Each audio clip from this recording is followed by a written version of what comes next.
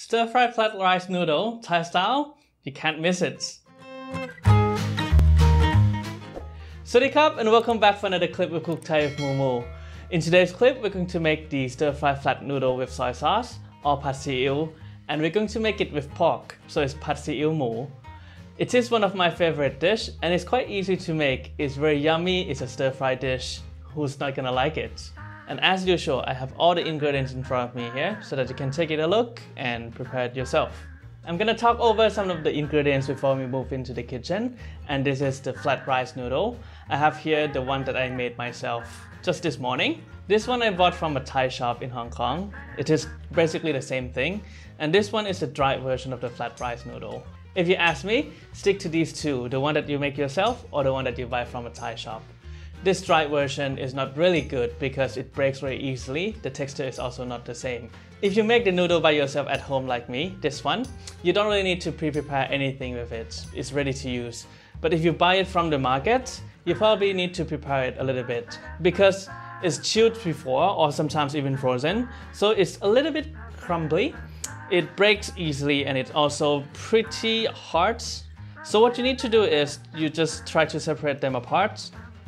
Put them onto a plate, sprinkle some water on it, and then pop it into the microwave for less than a minute. It will soften a bit and it's easier to be stir-fried. Next is garlic. You only need to mince it up for stir-frying. And then you have these Chinese kale. In Cantonese, these things are called kai lan. English name for it is sometimes kai lan as well. You will want to cut them into smaller pieces. Normally what I do is just I pick these things out and then I cut them separately.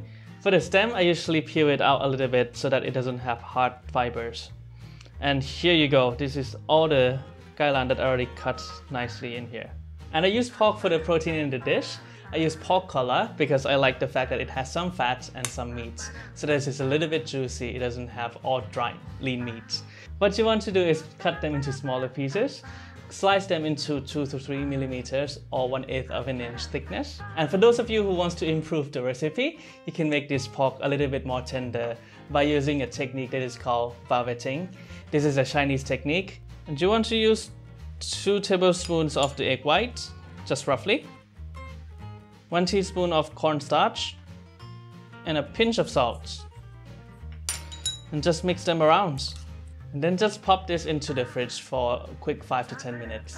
For the cooking, I will show you 2 ways. I'll start with this first way, which is easier and what most people would do it at home. And you need the Teflon non-stick pan. The other way involves carbon steel wok, which I don't think most people will have. So if you don't have one, just stick to this one first. Use highest gas and put in 2 tablespoons of vegetable oil, followed by garlic. Stir fry until slightly brown and put in the pork. Since this is a simpler version, I didn't do the velveting I mentioned earlier. Cook until about 50% done and get the rest of the oil on one side.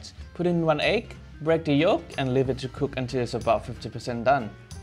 Break into smaller pieces and followed by the noodle. Give it a quick mix, turn on the gas and we put in all the sauces. Use 1.5 tablespoons of oyster sauce, 1 tablespoon of soy sauce, half to 1 tablespoon of fish sauce, 1 teaspoon of dark soy sauce, and 1.5 teaspoons of sugar.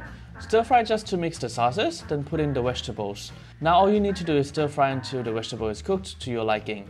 It should be a little bit crunchy. And of course, I need to show off by rocking the pan to mix the noodle. And here's the end result. Notice that it doesn't have so much charge compared to the other method. Alright, one way down, one more to go. In this way, we'll need carbon steel wok, which is this.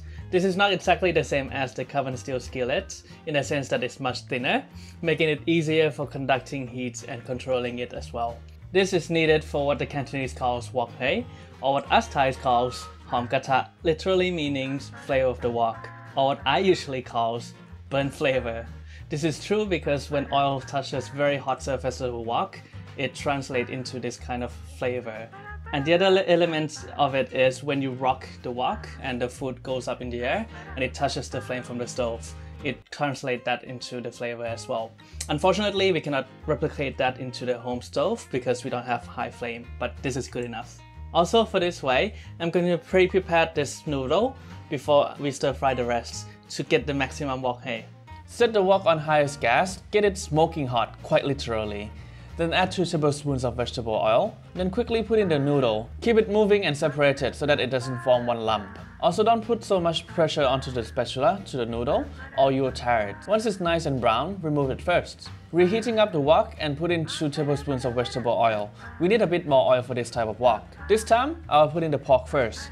And this is the one with velveting. In actual velveting, we will deep fry it, but I think this is already good enough. Then followed by garlic. I put in garlic later because we want maximum heat for the pork. The rest is very similar to the first method, so we will go over quickly. Cook until the pork is 50% done. Gather the rest of the oil on one side. Put in 1 egg. Break the yolk and let it cook to about 50% done. Then break it into smaller pieces. Then followed by the noodle.